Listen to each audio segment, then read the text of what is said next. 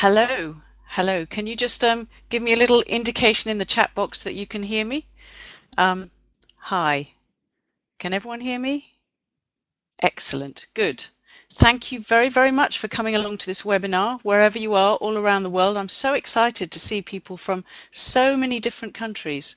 It's absolutely fantastic. And thank you for giving up your time. I hope that I can just be a little bit helpful in the next 45, 50 minutes and just give you some ideas that you can really use in the classroom straight away.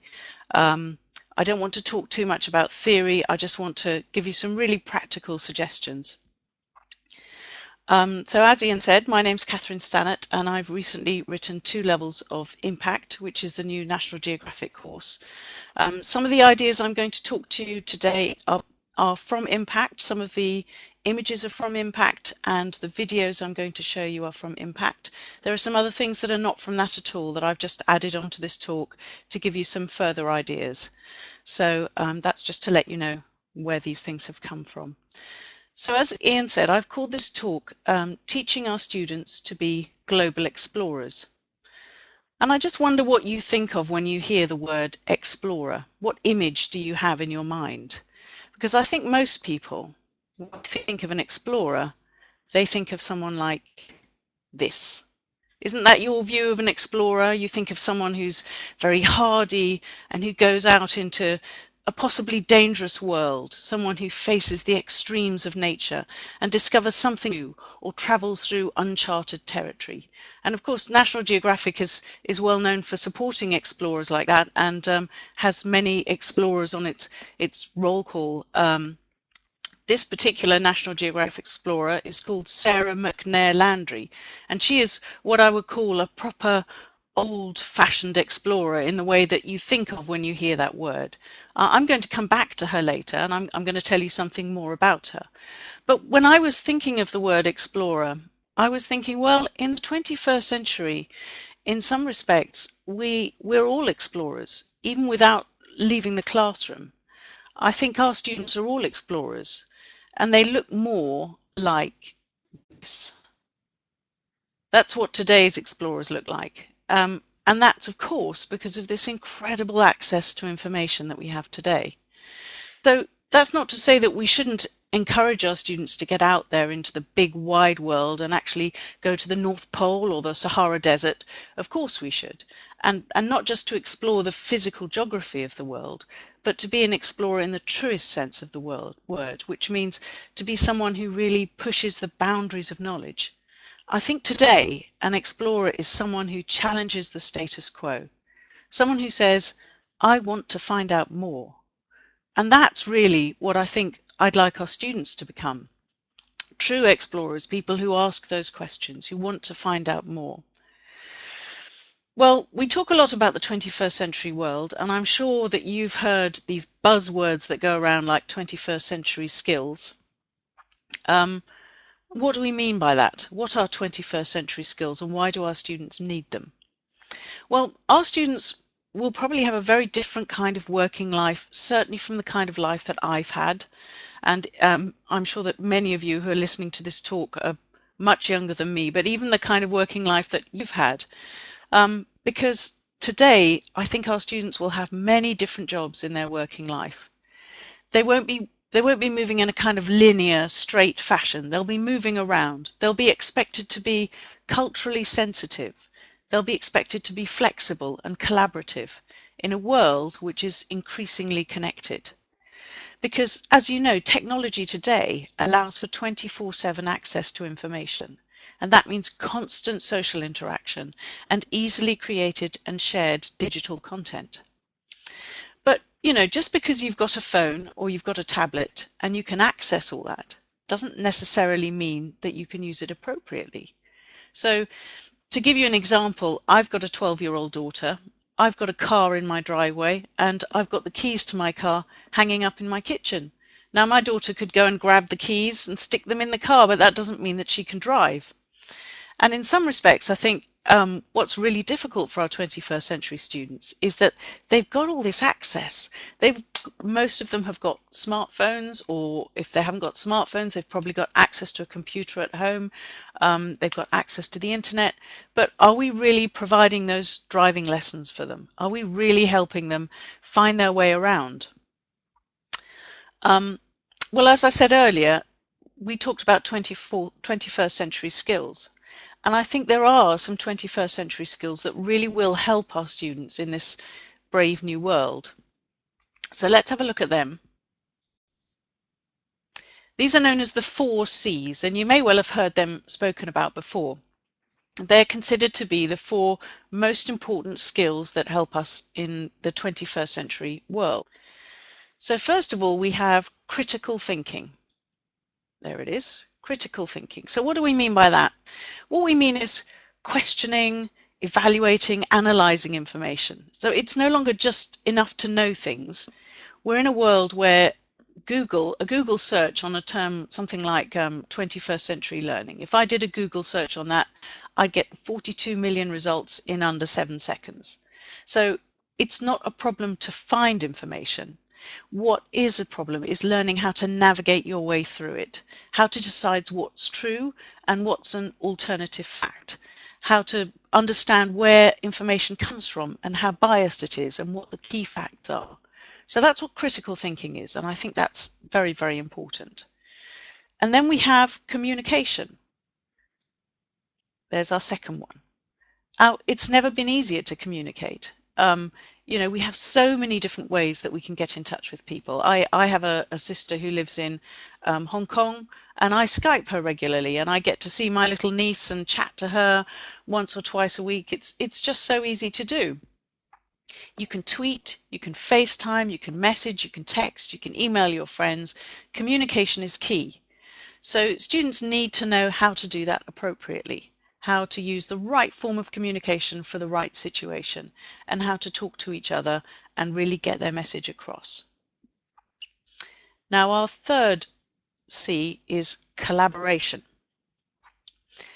So today, in today's world, students are growing up, as I said before, where this kind of linear, exam-driven competitiveness is increasingly being replaced with collaboration. And you just have to look at things like flash mobs, crowdfunding, raising money through for charity through websites like Just Giving. You're talking about people all around the world collaborating and working together. And sometimes I think we're not talking to our neighbours anymore, but we are working together with people all around the world. And so students need to learn how to do that. They need to learn how to do that in the classroom, and they need to learn how to do that digitally as well. So that's the third of our 4Cs. And the last one is creativity. So as technology takes over some of those conveyor belt jobs of the past, students today need to do so much more than just sit at a desk and process information. They really do need to be creative. They need to think laterally. But, more important than that, I think creativity is so allowing our students to be creative is so motivating for them, and it helps them to see the point of it all. Now, the really good news is that as language teachers, I reckon you're probably already working on those 4Cs anyway, because you can't learn a language without communicating, and you can't learn a language without collaborating. And often when you're asking your students to look at a reading text, you're helping them to develop a lot of those critical skills. When you say, well, what's the writer's opinion in this reading text? Or even, are these sentences true or false? They really are working on those critical thinking skills. And often, I think, in the classroom, when you give them that final exercise, like write a letter or design a poster or something like that, that's when you're giving them the chance to be creative. So I'm pretty sure that in the classroom already, you are really working on those 21st century skills. And what I want to look at in today's workshop is how we can use some real explorers, National Geographic explorers, some facts about the real world to inspire our students and to make them want to find out more, and at the same time develop those crucial 4 skills. Now, I absolutely love using pictures in the classroom. and it's not difficult to find amazing pictures, and particularly if you have a look at the National Geographic website, but many other places as well, you can find some incredible photos. So I always like to start with a picture. Here's one of my favorites. Have a look at this. Okay, can you all see that picture? What I'd like you to do is just have a think and tell me, what can you see? What can you see in this picture? Do you want to just describe it in your chat box? Tell me what you can see. I'm just going to wait for a couple of replies. A panda, a parallel universe. The animal is the observer. I think that's brilliant. Yes, the real panda is outside, isn't it? Poor panda. And there's a man, or possibly a woman, it's difficult to tell, dressed up in a panda suit. Yes. Is it a protester, someone asked? Good question. Man playing a panda in a role play. Yeah. All really, really good, interesting ideas, like an inverted zoo. Brilliant. Yes. So I think this is a really interesting photo because it immediately makes you want to ask questions, does it? What's happening? So you're starting to work on those critical thinking skills. If you're going to use this in the classroom, you can work on those critical thinking skills straight away by getting students to think about what's the story behind the picture. And then you can ask some questions. Where is he? Let's assume it's a man. It's difficult to tell. And why is he wearing a panda suit? So someone here said he's probably trying to take care of the real panda.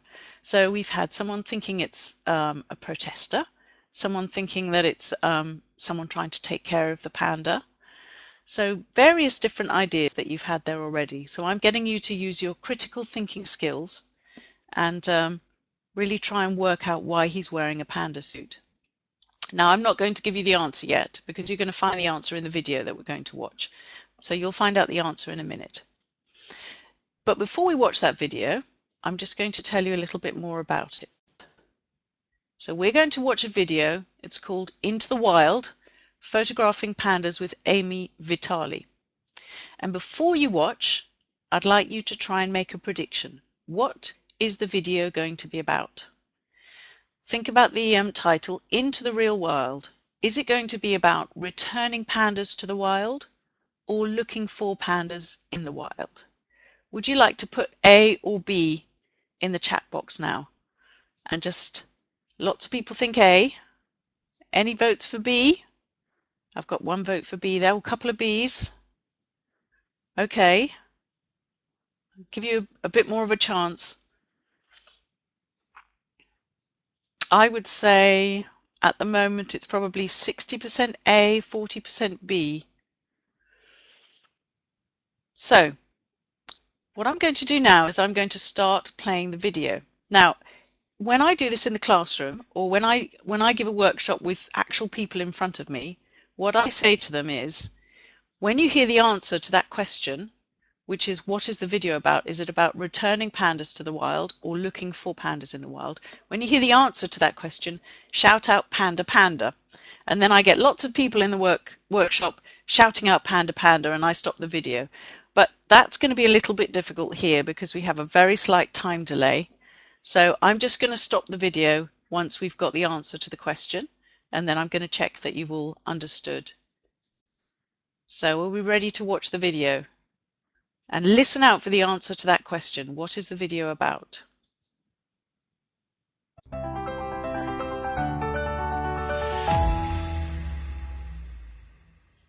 My name is Amy Vitali, and I'm a National Geographic photographer. Who doesn't love a panda? We love their black and white fur and playful nature. As a National Geographic photographer, my job is to surprise people and tell stories they have not yet heard. So it was a challenge to tell a different story about pandas. How could I possibly photograph anything that might surprise you? Taking these photos turned out to be the most interesting, unimaginable, amazing exploration. I got rare access into the lives of pandas and the incredible story about how China is saving them from extinction. Pandas are endangered. There are only 1,844 pandas left in the wild. But China is changing that. They're taking pandas born in captivity and releasing them back into the wild. Ah, well done, Fraser Melville. You shouted panda, panda. Some people are having some problem hearing the video, and some people say they can't see it. But I think my colleagues will give you some advice if there's anything that you can do. I can hear it very clearly. So did you hear the answer to the question? For those of you who did manage to see the video, and I'm sorry if that some people couldn't. What was the answer? Was it A or B? Are they returning? That's right. The answer was A. So they're returning the pandas to the wild. Good. Okay. So I'm going to carry on playing the video, and I'm really sorry if you can't see it. I'm going to carry on playing the video, and afterwards I'm going to give you some true or false questions. So if I was doing this with students in the class, I would give them the true or false questions to look at while they're watching the video. But since you're all teachers and a very high level of English, I'm going to challenge you by expecting you to remember all the important facts, and then I will test your memory afterwards, which is going to be particularly challenging if you can't hear it or see it. But we'll let you off. But for those of you who can hear and see the video, I'm going to give you some true or false questions after it's finished playing. So I'm going to carry on playing it now. That's not an easy thing to do, because pandas born in captivity don't know how to live in the wild. Pandas need a lot of habitat, so China is creating more forests for them to live in and giving pandas the skills they need to survive. Zhang Hemin is the director of a special panda program at the Wolong China Conservation and Research Center, and he's also called Papa Panda. Here he is with a group of baby pandas. Tiny baby pandas are born blind and deaf with just a few hairs. They look nothing like the panda we all know. For days after their babies are born, mother pandas go without food and water. They just hold on to their babies, feed them, and take care of them. Baby pandas also grow fast. They are one of the fastest growing animals on the planet. While taking these photos, I saw them grow before my eyes, like bamboo shoots. Adult pandas eat a lot of bamboo, up to 40 pounds a day, but pandas in captivity don't know how to find bamboo on their own. Workers need to teach them to live in the wild. Papa Panda doesn't want the pandas to get comfortable with humans, so he asks his workers to wear costumes that make them look and smell like pandas. The workers then test the pandas to see if they are ready to live in the wild.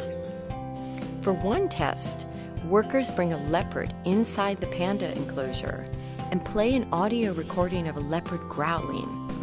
If the panda runs up a tree, she passes the test and gets to move on into a larger enclosure. Papa Panda says each new enclosure is like a school, and the biggest one, the last one, is like university. If they pass there, they graduate to the real wild.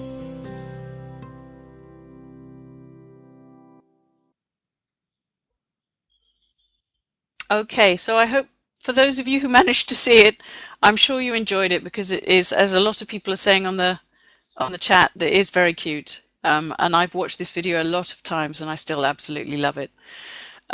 So let's see how you did. If you did manage to see the video, let's see how you did. Now, if you were doing this in the classroom, I would ask you to get into pairs to answer these true or false questions. But obviously, that's not something you can do. So we'll just do it together. True or false, China takes pandas born in captivity and releases them into the wild. True or false? Very good. Yes, well done. True. Number 2. Mother pandas have to eat a lot after their babies are born. Is number 2 true or false? Correct. Well done. You've all got that. It's false. Number 3. True or false? Baby pandas grow very slowly. Number 3. False. Yeah, you could see how incredibly fast they grow, just like the bamboo that they eat. Number 4. Papa Panda is the name of a very old panda at the Wolong Conservation Center. Is number 4 true or false? Very good. False. Can you tell me who Papa Panda is? Can anyone manage to type that in? A man? Yes? The director, yes, that's right. Oh, someone's even remembered his name, which is very impressive. Yes, he's the man who created the program. Very good, yeah. So number 5, workers at the center teach pandas how to live in the wild. True or false? True, that's right. And the final one, pandas and leopards play together at the center. Do we think that's true or false? Yeah, that's false. And did you find out why the workers wear the panda suits? Did you hear why they do that? Who can give me an answer? Why are the workers? Yes, that's exactly right. To disguise their humans to look and smell like real pandas. Yeah, exactly. So they don't get humanized. That's right. So the pandas, they don't want the pandas to get too attached to the humans because eventually they want the pandas to go out back into the wild. So in a lesson, that would be more collaborative and more communicative because I would be asking students to work in pairs to answer those questions. But obviously that's a little bit more difficult here. And then I would probably move on to something more communicative, more discussion-y. I don't think that's a word, discussion-y, but I've just said it. So here we are. Here are some more discussion type activities that you can then follow that up with. So you can decide to, and one really important thing that I'd like to stress here is that where possible, we've got this you decide. I'm just going to put a circle around it because I think it's so important. You know, I've got 2 teenage daughters. Well, one's nearly a teenager and the other one's going to be 16 tomorrow. And what I notice about teenagers is a lot of the time they feel very disempowered. They feel like no one's listening to them. They don't get to make any decisions in their life. It's not fair is a phrase I hear a lot, along with no one takes me seriously. And that's, thank you, Nadia. That's very sad. But there are ways that we can give our students choice. So there are so many things they can't choose about school. They have to go to school, they have to sit in their lesson, they have to do the activities you tell them to. They might not even want to learn English, but they probably have to. So let's give them a bit of choice. And where you can, do something like this, where you're giving them the chance to work independently or in pairs or in groups, because some people just far prefer to work on their own. Or give them choice when they have an output task of what kind of task they're going to do, just to make them feel a little bit more independent, a little bit more listened to. I do think it's important. So that's a slight digression, but going back to this discussion activity, so we've got 3 different choices here. They can work independently and write a list of questions about what a worker's life at Wolong might be. And then they'd read out those questions to the class. So it's not completely, you know, it still becomes collaborative and communicative, but the first bit of work they can do on their own. They can work in pairs and they can role play a conversation between Amy, who's the photographer, and a reporter who wants to know about her experiences. And again, they then share that with the class. And working in groups. So if they want to work in groups, they can then do some of their own research and find out about an endangered animal and ways to protect it. So that's a sort of discussion, collaborative, communicative activity. And then finally, I would ask them to do something creative. Now in the classroom, I might suggest something like, you know, make a poster for the Wolong Conservation Centre or write a story about the day in the life of a worker. That's a little bit difficult to do here, but I've got a nice little creative, very quick creative task for you. Let's see if you can think of something to go in the speech bubble. So here we've got the speech bubble for the worker dressed as a panda, and here we've got a thought bubble for the actual panda. And let's see if you can think of something funny that can go in either of these. Now again, if I were doing a workshop and I actually had you in front of me, I'd probably be asking you to get into groups to discuss this. And last time I did this, I got some absolutely brilliant ideas for funny things that could go into those thought bubbles and speech bubbles. Yeah, I hope he doesn't realize I'm human. Human, I'll climb the tree next time. Hi, Mummy. Oh, that's very sweet. So you still think a panda's life is cute? I want to get out of here. The wild's waiting for me. I think I'm sick of bamboo. Yeah, you do wonder, don't you? Do they ever get sick of bamboo? I smell like a panda, and it's absolutely worth it. These are great ideas, really great. So you can have a lot of fun with them. How miserable is a panda's life? Lovely, really, really nice ideas. So that's the kind of thing that it can be a very short creative activity, which I've just got for you now. But as I say, there are some longer things that you can do with your class. So let's just summarize what we've done and how we've got those 4 skills all practiced together in just that one video activity. So first of all, we asked students, or I asked you to answer a why question about the picture, and that's really thinking very critically. So it's not just accepting the face value of something, it's thinking what's happened to make this picture happen. And then when you're predicting, you're also thinking critically, because you're analyzing a piece of text. In this case, there was the information, it's called Into the Wild. Analyze that, think about it, make a prediction. That's all a critical thinking skill. And then when you're answering the true and false questions, you're collaborating and communicating. And the same with those discussion activities. You're writing questions, you're doing a role play. Those are all collaborative and communicative tasks. And finally, you go on to something that's creative and possibly collaborative as well, like writing the speech bubbles for the pandas. So I love all the ideas that you've had for those speech bubbles. They're absolutely brilliant. So there we are. We've worked on those 4 21st century skills. And that was a video from Amy Vitale, who's a National Geographic explorer and photographer. But as I said at the beginning of my talk, explorers aren't always people who literally go out into the world and explore.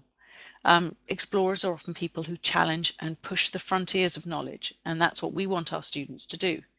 So let's look at someone else who's done that. Let's look at a picture first. As I said, I love to use my pictures.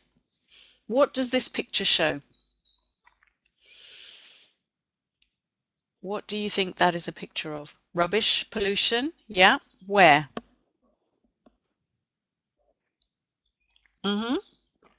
Rubbish in the ocean. Yep. Yep. How bad we are at treating the world. Yes. So there's just a little picture that you can get your students to think about. Now, I wonder, what kind of things do you think we find in our oceans? What kind of rubbish is there in our oceans?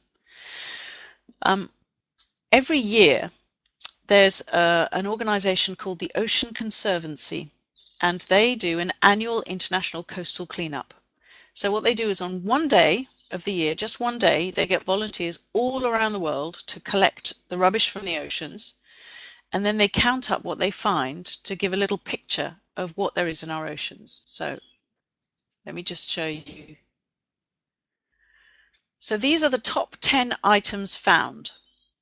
But I haven't told you what numbers 1 to 5 are. So you can see that number 6, just on one day, and this was in 2012, 692,767 pieces of plastic cutlery were found in the ocean. And 611,048 straws and stirrers were found. Now what I'd like you to do is to try to guess, what do you think the number 1 most found object was on that one day? And you've got 5 options here. You've got cigarettes, plastic bottles, food wrappers, plastic bags, or bottle tops. Which of those do you think was the most numerous? A lot of people saying plastic bags. Now, I'm going to give you a clue. Think about size, because you're going to find more small objects because there are just more of them that fill the same amount of space. Right, so now you're changing your ideas to cigarettes and bottle tops. Very good. Let's see if you're right. Yeah, the number 1 most found object is cigarettes. 2,117,931. What about number 2? What do we think for number 2? It is very sad, yes. Yeah. Bottle tops, plastic bottles. We've already got, oh no, we haven't already got bottle tops, so sorry, yeah. Let's see what number 2 is. Number 2 is food wrappers.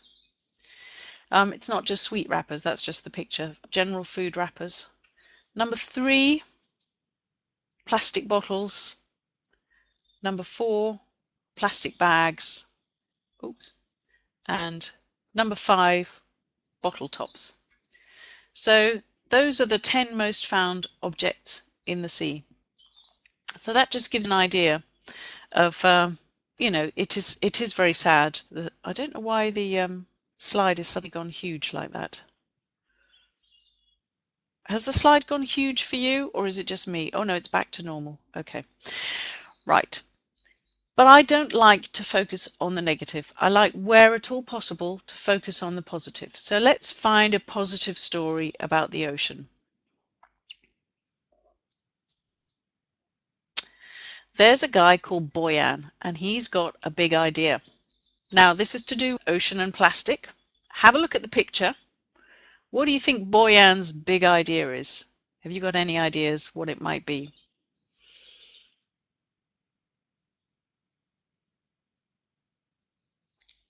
What do you think Boyan's big idea might be? Scoop it all up. Build a barrier. Yep. Collect. Barrier to protect oceans. Cleaning and recycling. Yep. I think you've all got, basically you've all got the right idea. Now, I'm going to show you a video, and I really hope that at least some of you can see it, about Boyan. But before I watch the video, I'm going to be asking you to look at these questions. Here are the questions.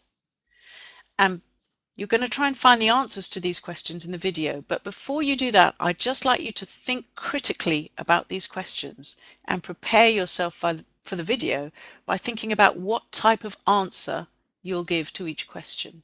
So, for example, for question number 1, we have, how old is Boyan in 2010?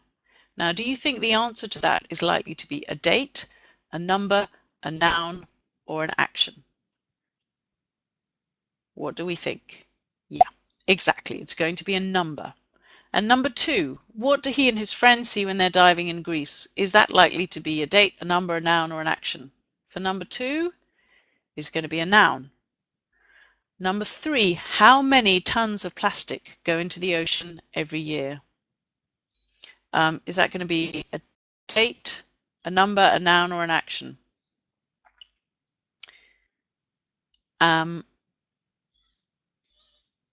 That's going to be a number. That's right. Number 5, what do you think number 5 will be? Number 5 is going to be date. Yeah. Okay, and number 6 is going to be a date. Right. Good. I'm just being told by the other National Geographic people here that I'm on a time schedule, so I'm just going to speed up a little bit. So you're absolutely right. Those are the kind of figures and numbers and nouns that you're going to listen for, and it's a very good idea with your students to get them prepared before they watch a video or before they listen to something, and think about what kind of answers they're going to give. So I'm now going to play the video, and then I'm going to go back to those questions and see if you can get the right answers. So let's watch the video about Boyan's big idea.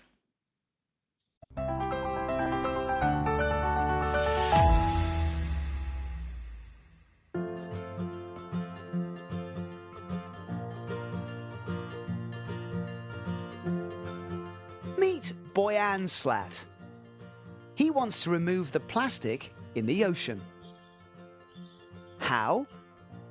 Let's start with why. It's 2010. Boyan is 16 and he loves scuba diving. This year, he's diving in Greece. His friend thinks he sees jellyfish, but Boyan tells him they aren't jellyfish, they're plastic bags. Boyan decides something needs to be done. He has an idea to clean up the ocean. A year later, Boyan is working on a project for school. He finds out that about 8 million tons of plastic enter the ocean each year. Imagine 50 grocery bags full of plastic on every square meter of every beach. That's how much plastic is in the ocean. Boyan wonders how long it would take to remove that much trash. How long would it take for boats to collect that much trash in the ocean? 79,000 years.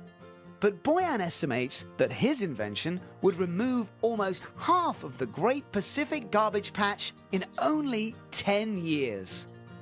How does it work? Now we can answer that question. Boyan's ocean cleanup system is made out of long floating barriers, which allow the ocean currents to collect plastic at the center.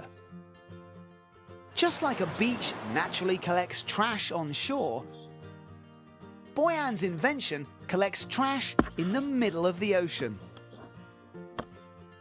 As Boyan says, why move through the ocean if the ocean can move through you? Once the trash collects at the center, Boyan and his team can take it out, store it, and ship it to land for recycling. Now it's 2016. Boyan releases a model of his invention into the North Sea. But this is just the beginning. If the model works, Boyan plans to release his invention in the Pacific by 2020. And if it doesn't, Boyan plans to continue his work until he can dive in a plastic-free ocean. Think about where you live. Is there a swimming pool nearby? A fountain? A river or lake? Does the water near you need a cleanup?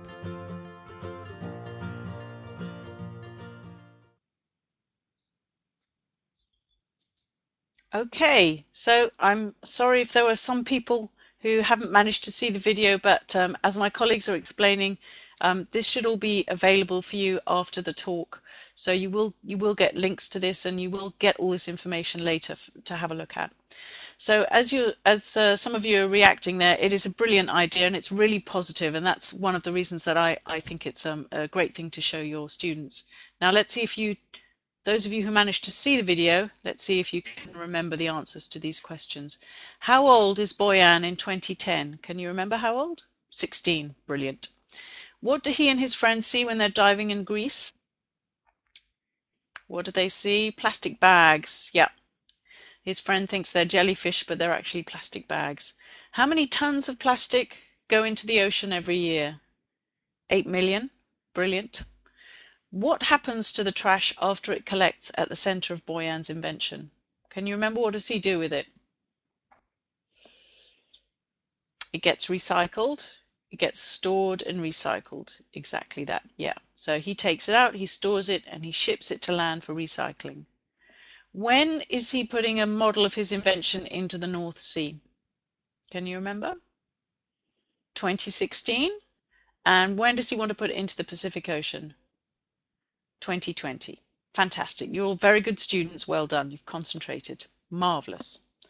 Very, very good. So again, in the classroom, you would be getting your students to work together to answer those questions. And of course, they'd also be using their critical skills.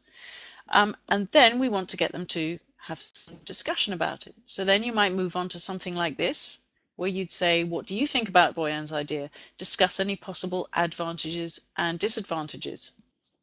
And one interesting thing that you would find if you did some research is that not everyone thinks it's an amazing idea. Some people think that it might not work. So you can get them to think about possible disadvantages as well. And then you can ask them to work in pairs and think about other possible environmental problems in our oceans and discuss their ideas together. So some really interesting discussion tasks that will get them to continue with that critical thinking, but also communicating and collaborating. And then you want to move on to something creative. And again, let me just remind you about the you decide, giving your students choice. So important. So where possible, get them to choose, and they can take a photograph of a body of water in their area. They can think of an advertising campaign. They can design a poster. So there are just a few creative ideas. So just to summarize, with our 21st century skills there, first of all, we've got them to think critically, because they had to try and predict the topic in the picture. And then I asked you to think about how much trash was in the ocean and what it was. So that's more critical thinking when you're thinking about all those different things like the plastic bottles and the glass bottles and the cigarettes and the bottle tops.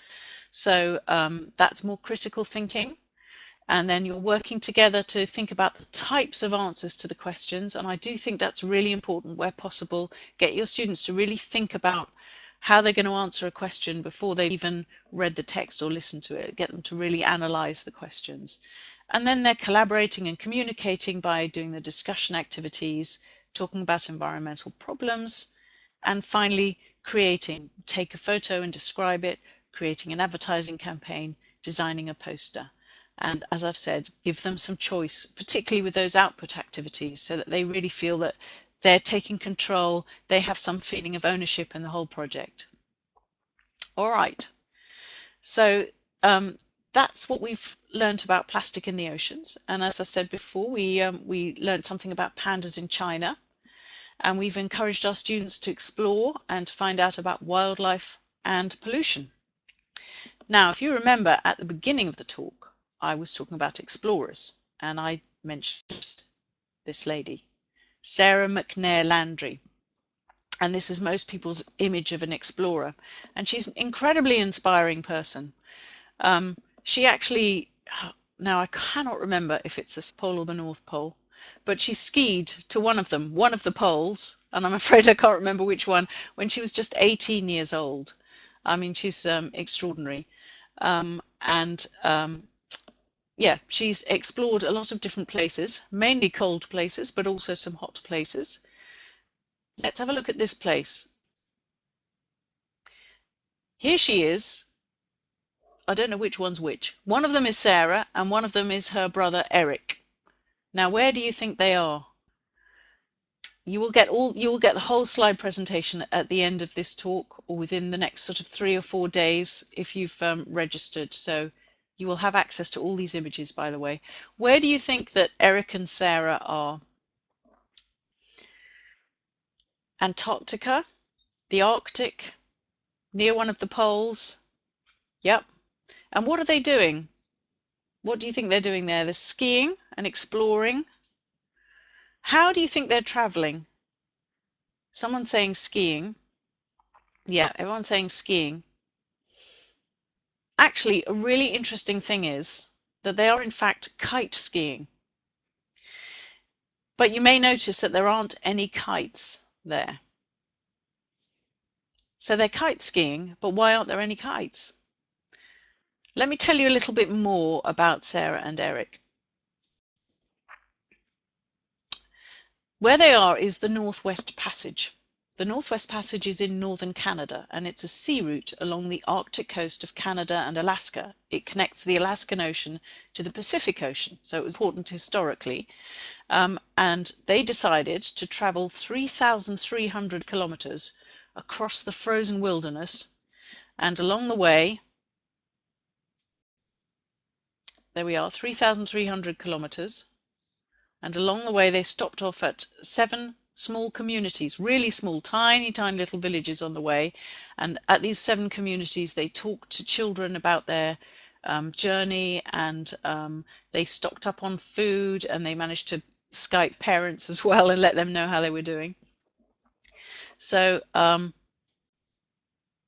they traveled using 4 sledges with 180 kilograms of equipment. So I think they had 2 sledges each, 180 kilograms of equipment, 200 chocolate bars, which is the piece of information that interested me the most, and 4 kites each, 2 big and 2 small. Yeah, it's in northern Canada. Someone was asking about the location against northern Canada, Northwest Passage. So those are the key bits of information. Now, if we were doing this in the class, this would be a reading text, and this is actually a reading text from Impact Foundation level. But I'm just going to tell you about them now because we don't have time to read a reading text. But that's the basic information about this incredible journey that they took. Now, have a little think, have some critical thinking. Why do you imagine in this picture you can't see any kites if they're kite skiing? What could there be a possible reason for that? No wind. Got it in one. Exactly. Yes, a bit of a problem.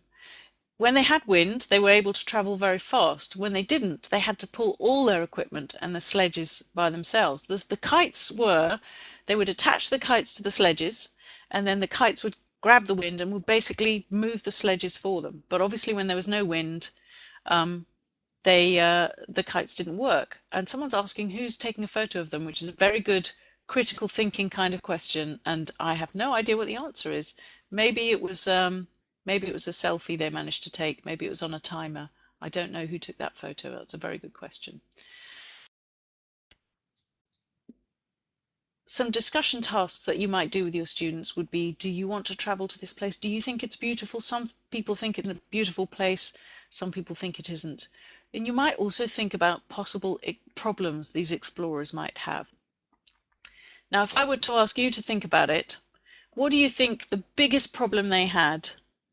Too cold for you, yeah. What do you think the biggest problem they probably had there? Would anyone like to guess what their biggest danger was?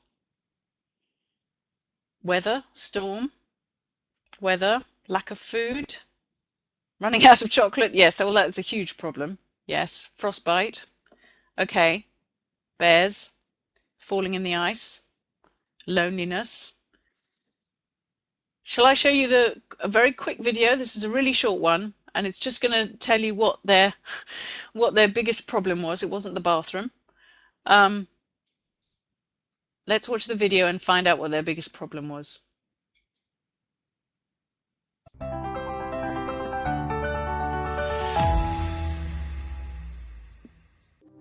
Why are we here?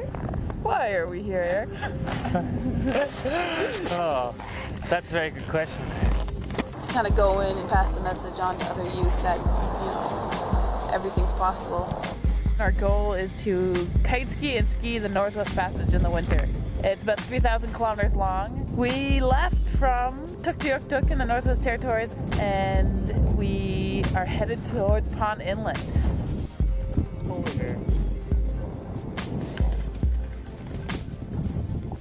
4 in the morning.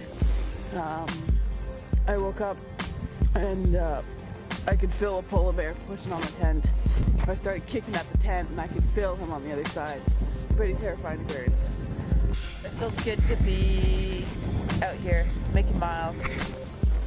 It's been day 6 of skiing. Yay, yay. Right. Yeah, it's an amazing journey that they made, incredible. And what was the biggest danger? It was the polar bears. Yeah. Did you manage to find out when it came to their tent? It was. Did anyone manage to hear that? 4 a.m. exactly. 4 o'clock in the morning. And you know what, I don't have time to tell you the whole story now, but they're so inspiring, those two. And if you actually go and have a look at YouTube and look at the National Geographic video of Sarah and Eric McLachlan, there's a really, really interesting talk they give. This video is just part of it. And they talk all about the polar bear attack, and it was absolutely terrifying. It happened at 4 in the morning, and poor Eric, who's like me, completely blind without his glasses, couldn't find. He woke up in the middle of the night with this polar bear virtually on top of him, and he couldn't find his glasses. He couldn't see. He didn't know what to do. It's a fantastic story. So I really recommend you check that out. Have a look on YouTube for the National Geographic video. They're such inspiring people. So what could you do with that once you've watched the video? Again, let me just remind you, you decide, give them some choice. They could choose one paragraph. So if this is a reading text, and you would probably give them all that information as a reading text, you could choose one paragraph, and then you could ask students to get them to draw a picture to illustrate the paragraph from the text. Or you can get them to work together and plan a journey using an unusual means of transport. So Eric and Sarah, they travel by kite ski, but maybe they can think of another kind of unusual means of transport, and then they can make a labeled map about how they could travel. Or they could work in groups and again choose one paragraph from the text and actually act it out and perform a short sketch. So maybe someone could even play the part of the polar bear. Who knows? So just to summarize, just with that tiny little video and the information that we learned about Eric and Sarah, we had to think critically because we had to try and guess why they didn't have kites in the picture. We had to discuss our response to the picture, so collaborate and communicate by thinking about what we thought of it and is it beautiful.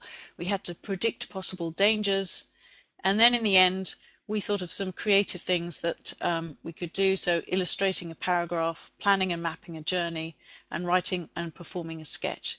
So those are all ways that we can use those 21st century skills. So I'm coming to the end of my talk now. I hope that it's been useful. I've shown you 3 different really interesting explorers who've been out into the world and done some really positive things and really taught us some things. And I hope that they could be very inspiring for your students.